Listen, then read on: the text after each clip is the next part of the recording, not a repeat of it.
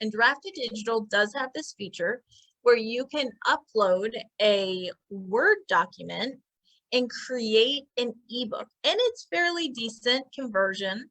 I personally don't think it's as great as, let's say, having a dedicated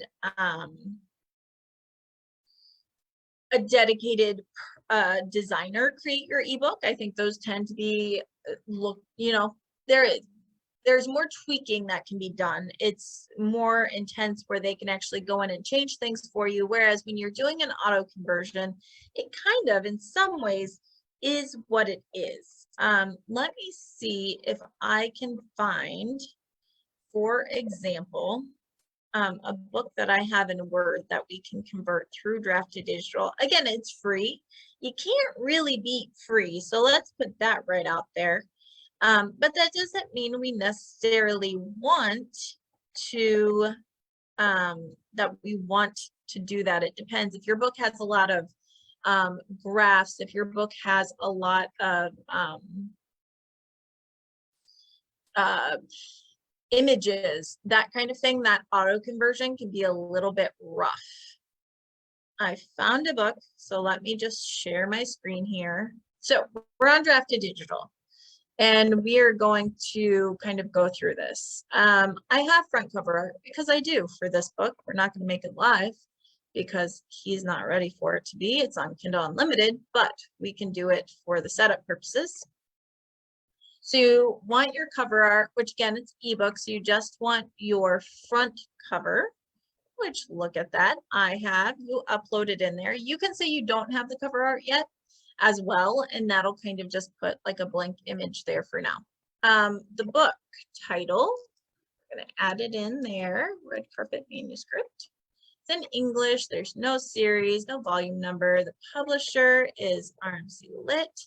The author is Dr. Rob Carpenter, and then we could do search terms. So we could say film rights, we could say author self-help, we could say book to movie, we could say, move.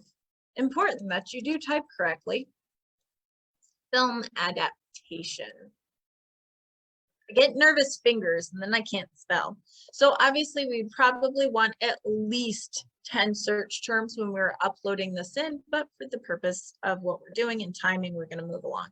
And then you enter BISAC. So you could also, you can type in here, let's say we want to do author, and it'll bring up these options. And I'm going to say, let's see, language arts disciplines and writing, authorship.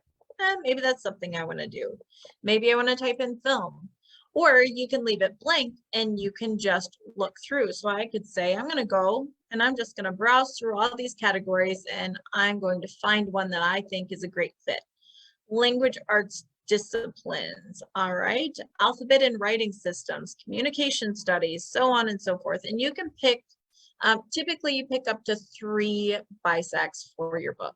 So you don't have to do all 3, but you can do 3.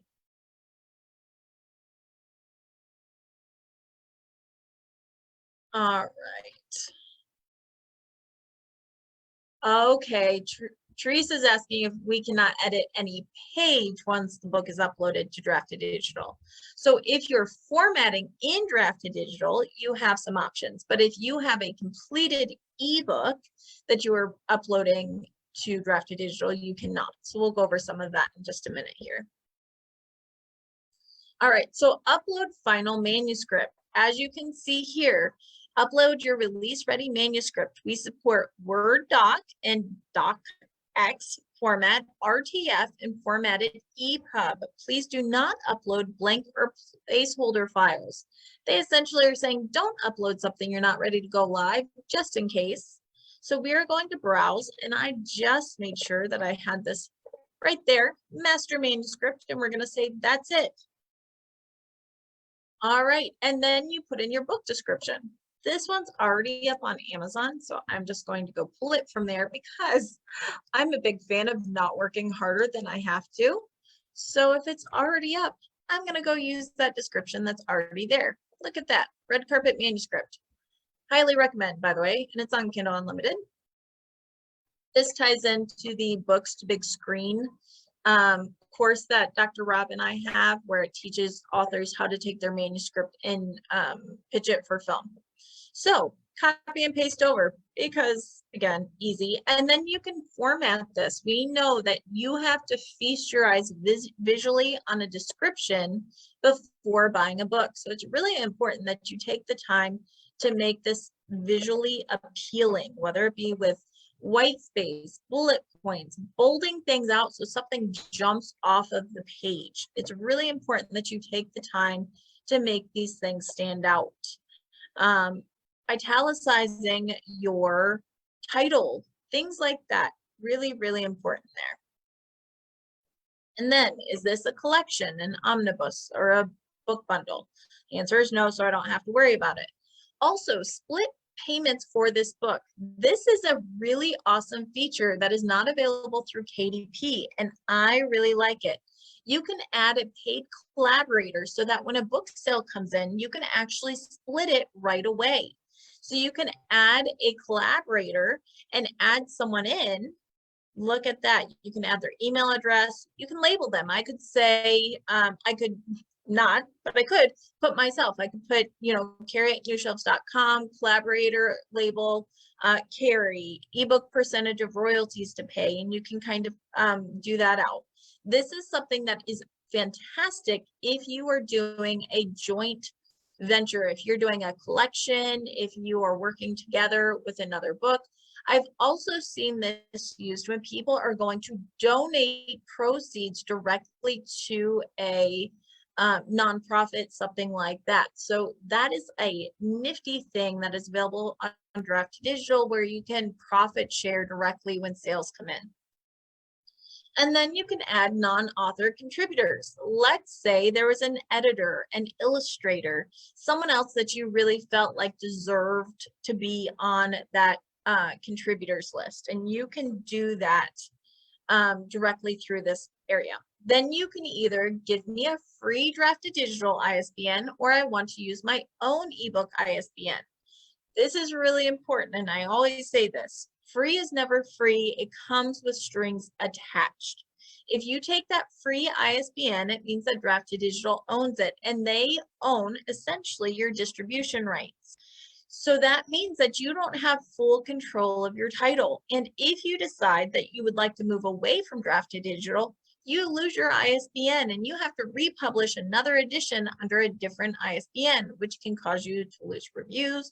It can cause all sorts of things. I recommend that you purchase your own ISBNs directly from Bowker and that you own them. 10 ISBNs in the US, Bowker, our ISBNs in the US come from myidentifiers.com. That is Bowker. You can buy a pack of 10 ISBNs for $295, I think.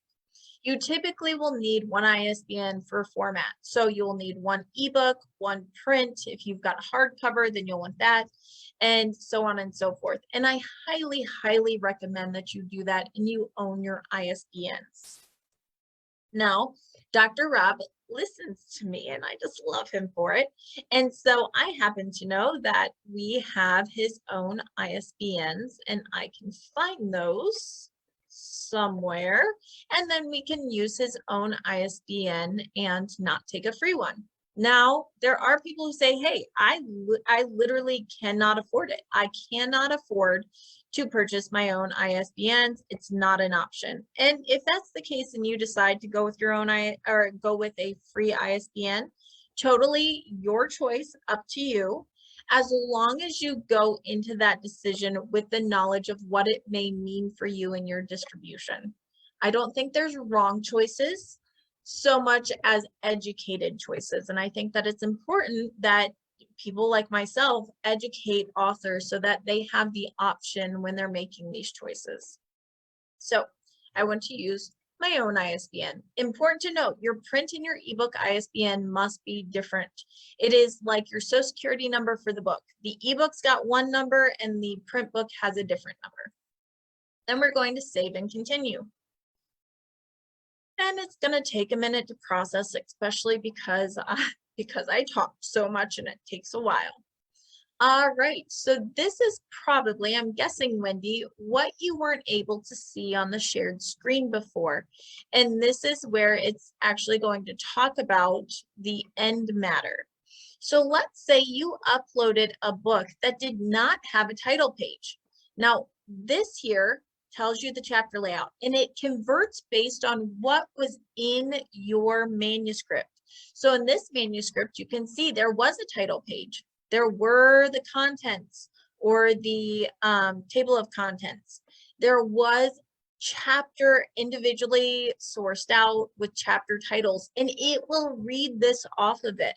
Author roadmap, bonus chapter, works cited. It will take that from our Word document and separate it out, which is fantastic. Technology is awesome. But let's say you didn't have that. Let's say you did not have a title page. Well, you could add one in.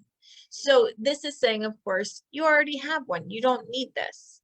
But to enable this option, remove the title page from your file. So if you only have your chapters and you wanted to add a title page in, a copyright page, a dedication, you could. Now you see all of these little yellow question marks. It's saying because it's kind of already in there, and so you don't need to add it. What we don't see is a dedication. So guess what? We can add a dedication page in there. And we could say, I will fix this. I always feel like I need to say that. I'm not going to put anything out without Dr. Rob's consent. Dedication to all of the authors who have taken the time, to write their book and now have dreams of seeing their book come to life on the big screen. There we go. And then same thing, we can, we could make this all italics. We could make it all bold. We can do certain things like that. So then it just adds it right in. Of course, I do want to point out, help, these aren't my chapters. So if there's an error, you can go in and change that up. And also by page. So if there is, if you've published other books through Draft2Digital, you can generate a list that recommends your book. So we can add that right in. Also by location. We want it to come in the beginning of the book. And we want it to say also by, we know that Dr. Rob has a book called The 48 Laws of Happiness. We want that to happen. You can also add in, and I love this, new release email notification sign up. So when you release a new book through Draft2Digital, it actually will send them an email notification when you publish any new books. Now, to my knowledge, it does not collect the email address for you. What it does do is it does notify them through Draft2Digital when you have a new book out. You can add a teaser. If you've got a second book, like Shira, I know, for example, Shira has her second book, Grave Intervention, coming out. And she has been talking about taking her first book, her debut novel, Emergence, and adding in a grave intervention teaser in the back. Well, you can do that through Draft2Digital. You can add the teaser right in, which is super cool. So again, all of the options here. Teaser, yes or no, you can add in about the author. Now this one is saying about the author, you can add in about the publisher. We already have that. Oh, and look, see this book by Dr. Rob? Remember when we did that also by? Well, that's where it came from because it wasn't in there before, I don't think. So then you can go through and then you can save and continue and it'll let you see everything. So I've added about all the things. I've taken all the liberties I'll take with Dr. Rob's book today. I will go back and I will fix this. Good thing he's a good sport, right? So we can save and continue. And right now it's finalizing everything. It's updating. It's taking those things that I added in. And then look at this. So because I didn't have a formatted ebook, because I'm working from a Word document, it's going to give me these options for formatting my book. I can give it a drop cap or a phrase cap or none. So when, not in this one, but so I can actually do some formatting of my ebook right in Draft2Digital. And this is an upgrade from the original. And you can see here, it'll take us through the contents. It will add in chapters and the chapter headings. And this is just like their classic basic style of what their ebook looks like. Now, is it perfect? It's not. Like, for instance, I would love to see some space there. There's some things here and there that I don't love, but for free ebook conversion in their classic style, not too shabby. I like it pretty okay. But there are other options. I could say, I want modern watercolor. I want to be fancy for Dr. Rob. And you can see it added in this header. It gave a little bit more style to this ebook. It changed up the font a little bit. And I can now, the beginning of the chapters, right now we have a drop cap. I could do to a phrase cap where it actually takes the first, I believe it's the first 5 words and it makes it all caps, or I can say none. I don't want any of that. Or I could go back to the drop cap, beginning of scene decoration. Like there's all sorts of things that we can add in or not. And so these are set things and they're free. This is free from Draft2Digital, which is pretty darn cool, right? And you can do, this is a corner decoration. What does that one look like? And you can kind of go through the different options of what it looks like. See, so fancy. Deco, we can do maraschino, so different options here depending on what you want your book to be. And you can also go through things that are specific to the genre. So these are kind of just like their most popular, but I can be like, no, this is a romance novel and I want midnight oil with a coffee cup. Subtle hearts because it's, it's sweet, or a bow. I personally hate bow, I've got to be honest, but whatevs. Nonfiction here. So I could say I want it to be very strict. It's nonfiction. And you'll see how this one added in more white space, which is my favorite for nonfiction books, because typically, especially this kind of learning book, it's a lot of information and we need that white space to be able to process. We can do textbook, which just adds in a little bit more in there. So again, so many different options available to you to play around with.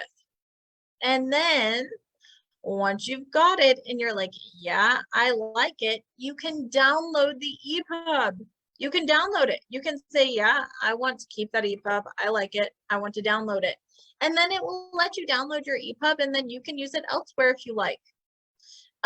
You can review it as it will appear in different places. Now, Mobi is going absolutely extinct at the end of August. It's already starting to phase out on different platforms. So do keep that in mind. Mobi is going away. It's sometimes not even available to download directly onto a Kindle right now. So we don't really have to worry about that anymore, just the EPUB. And you can also download a PDF. Now, what you cannot do is you cannot go in here and you cannot say, oh, I see an error. Let me just change it right here. I can't do anything. I'm hitting an F. I'm hitting an F button. You can't change it there. You have to go, you have to change it in your Word document, and then you have to re-upload. It does work directly off of your Word document. It does not allow you to edit in the editing in this stage. You have to take your Word document and start from scratch. But again, for a free tool, I mean, it's pretty awesome. And then once you're like, yep, it's good, I have reviewed this manuscript and approve it for release for distribution to any sales channel I accept on the next page. So then we can do save and continue. I'm not going to publish, but let's say we're all good. You can pick your price, you set up your price, and then you can do your store options. You've got Barnes & Noble, Kobo, Apple, Tolino, Vivlio. Amazon, typically, you're not going to do because you're going to upload directly to KDP. However, if you are using that very nifty profit share option for royalties, you may want to distribute to Amazon from Draft2Digital rather than KDP to keep that profit share open. And then, of course, you can do those library options as well. All the Kobo Plus options in different countries and library services. Typically, your library book is going to be double the cost of your retail price on your ebook. The reason being is that on Draft2Digital, the way that it works is it's a cost per checkout model. And they can do either one, but most libraries are now doing a cost per checkout model. What does that mean? It means they only pay for your book when the book is checked out. So if our book is set for $13.99 for the library price, that means that you get 1/10 of that every time the book is checked out. So rather than a flat fee of $13.99, and they can use it for a licensed amount of time and check it out throughout the year or a certain amount of time, it means that they can check that book out as many times as people want it. But you get $1.39 per checkout, so 1/10. And that can work in your favor, but it also can work in the library's favor. Let's say your book's just not very popular and only one person throughout the year checks it out. Well, then they're only paying you $1.39 because it was a cost per checkout and one person checked it out. On the flip side, let's say that your book is popular and you have sold, I don't know, 15, 20 copies, or 20 copies have been checked out in the course of a month. Then you're getting $139 times 20 copies in a single month. So it does give you opportunity for bigger sales. It's lower risk for libraries, which is why they often like it. So you choose all your options and then you hit submit, and then it will go, of course, to your publishing phase.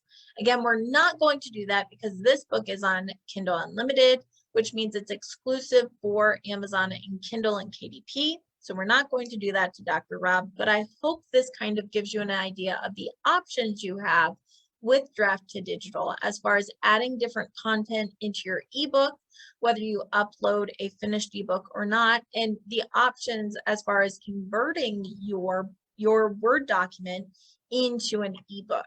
I know we get a lot of questions about that, and it was kind of a long demo, but again, we have so many questions about that I thought it'd be helpful, and I hope it was. If you guys have follow-up questions, let me know in the Q&A, and I will be happy to answer them.